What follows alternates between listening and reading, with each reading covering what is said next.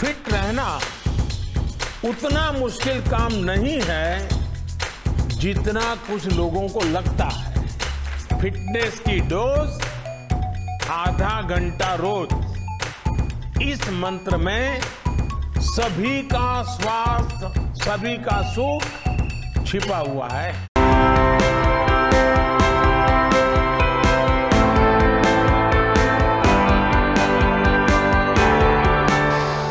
मिट्टी की भीनी भीनी खुशबू किसे पसंद नहीं होती, और जब ये मिट्टी अपने देश की ओर अपने बदन पर लगे तो आहा, इसकी खुशबू में अलग सी खुशी, एक अलग एनर्जी भर जाती है। मैं हूं रवि शर्मा और फिट इंडिया फ्रीडम सीरीज के इस एपिसोड में आज हम आपको ले चलेंगे उत्तर प्रदेश, जहां की बहुसंस्कृति केवल ऐतिहासिक ही नहीं, बहुत प्रेशियस भी है।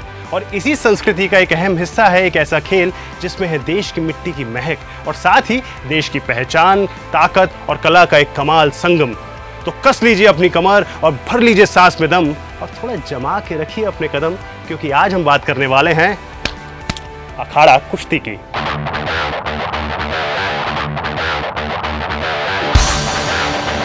अखाड़ा कुश्ती या पहलवानी इंडियन रेसलिंग का ट्रेडिशनल रूप है, जिसकी जड़ें जाती हैं प्राचीन काल के भारतीय मल्ल युद्ध और पर्शिया के वर्जेश ए पहलवानी तक। कुश्ती खेल है न सिर्फ ताकत का बल्कि एकाग्रता और ध्यान का भी, जो भारत में सदियों से चली आ रही गुरु शिष्य परंपरा की पहचान भी है। कुश्ती के खिलाड़ियों को पहलवान बुलाया जाता है और उनके गुरुओं को बुलाया जाता है उस्ताद। जहां उस्ताद अपने पहलवानों को इस कला के गुण सिखाता है, उस जगह को कहते हैं अखाड़ा, यानी कुश्ती का विद्यालय। यहीं कुश्ती के मुकाबले भी आयोजित होते हैं। भारत को एक से बढ़कर एक पहलवान देने वाला ये खेल अलग अलग फॉर्मेट्स में लोकप्रियता हासिल कर चुका है, लेकिन परंपरागत कुश्ती आज भी भारत में उतनी ही प्रचलित है जितनी हमेशा से थी। भारतीय कुश्ती का इतिहास बहुत पुराना है।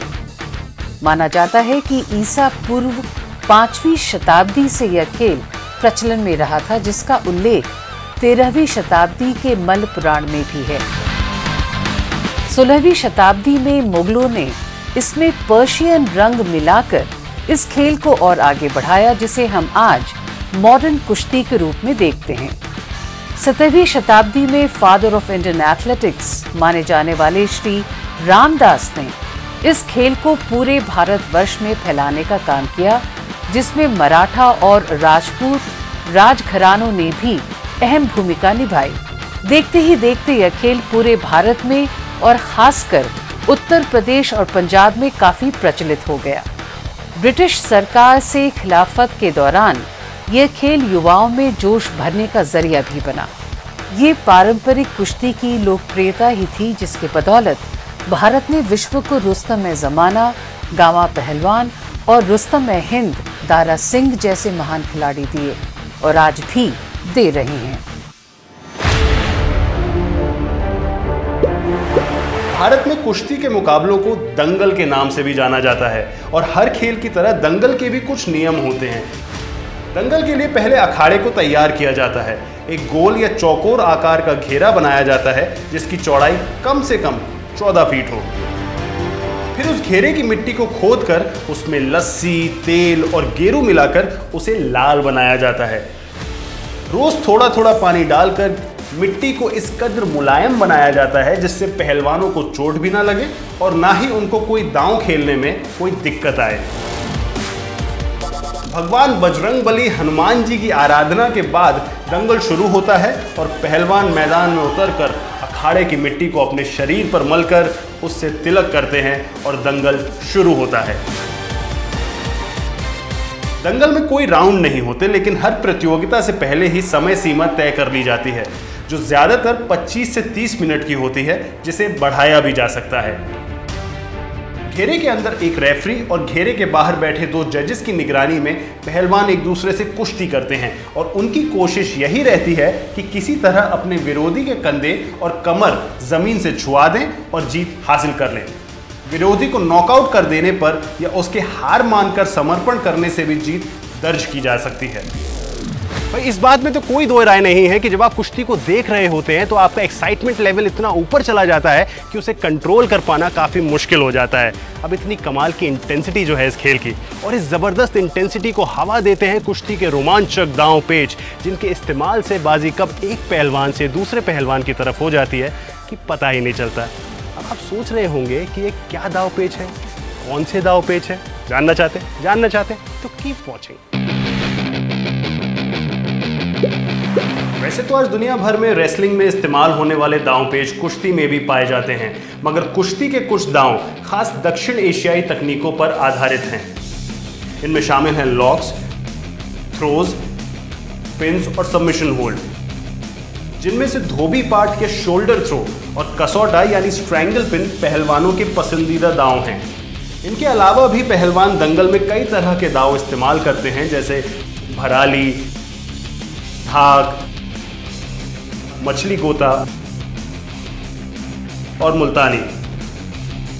वहां पहलवान अपने दांव के साथ तैयार रहते हैं और यहां दर्शक अपनी तालियों के साथ। कुश्ती में पहलवानों को एक दूसरे के साथ भिड़ता हुआ देखकर दिमाग में सिर्फ एक ही सवाल आता है, इस लेवल की स्किल और फिटनेस को पाने के लिए कितनी मेहनत करनी पड़ती होगी। और इसका जवाब बिल्कुल सिंपल सा है, पहलवानी सिर्फ एक खेल नहीं, ये जीवन जीने की एक कला है जिसमें महारत हासिल करना किसी तपस्या से कम नहीं। हाँ, ध्यान मुद्रा में मत जाइए, एक्टिव रहिए और आगे देखते रहिए, क्योंकि अभी आपको इंस्पिरेशन मिलने वाला है फिट रहने का। एक पहलवान का दिन सूरज की पहली किरण पड़ने से पहले ही शुरू हो जाता है। सुबह 3 बजे से ही उठकर पहलवान व्यायाम में जुट जाता है, जहां वो 4 से 5,000 दंड और बैठक यानी पुशअप्स और स्क्वाट्स लगाता है, 5 किलोमीटर की दौड़ भरता है और साथ में कई और स्ट्रेंथ एक्सरसाइजेस भी करता है। फिर लंगोट पहनकर पहलवान अपने उस्ताद की निगरानी में अखाड़े में घंटों कुश्ती की प्रैक्टिस करता है और यही प्रक्रिया शाम को दोबारा दोहराई जाती है। साल के 365 दिन बिना मौसम के बदलते मिजाज की परवाह किए एक सच्चा पहलवान पूरी लगन से इस रूटीन को फॉलो करता है। अपने व्यायाम के लिए पहलवान नल, गर्नल और गदा जैसे उपकरणों का भी इस्तेमाल करता है। व्यायाम के साथ साथ एक पहलवान को अपनी खुराक का भी बेहद ख्याल रखना पड़ता है। एक पहलवान की डाइट में दूध, घी, फलों और बादाम का बहुत महत्व होता है और तंबाकू या अन्य मादक पदार्थ बिल्कुल वर्जित होते हैं। ऐसी कड़ी तपस्या के बाद ही कोई दमदार पहलवान बन पाता है। वैसे तो अखाड़ा कुश्ती ओलंपिक स्पोर्ट नहीं है, मगर इसके अनुशासन और दांव पेच से प्रेरणा लेकर आज भारत के कई खिलाड़ी मॉडर्न रेसलिंग में भी देश के लिए पदक ला रहे हैं। अपनी मिट्टी से ऐसा गहरा रिश्ता जोड़ने वाले खेल बहुत ही कम होते हैं। जब आप अपने देश की मिट्टी को ही गले लगाकर मैदान में उतरते हैं, तब खेलने वालों का जज्बा और देखने वालों का मजा एक अलग ही आसमान पे होते हैं। तो ये थी कहानी अखाड़ा कुश्ती की और हमारी फिट इंडिया फ्रीडम सीरीज का आखिरी एपिसोड। लेकिन हम वादा करते हैं कि हम जल्द लौटेंगे कुछ और नए इंडिजिनस स्पोर्ट्स के साथ, जो कि हमारे देश का नाम पूरी दुनिया भर में रोशन कर रहे हैं। तब तक के लिए स्टे फिट इंडिया। जय हिंद।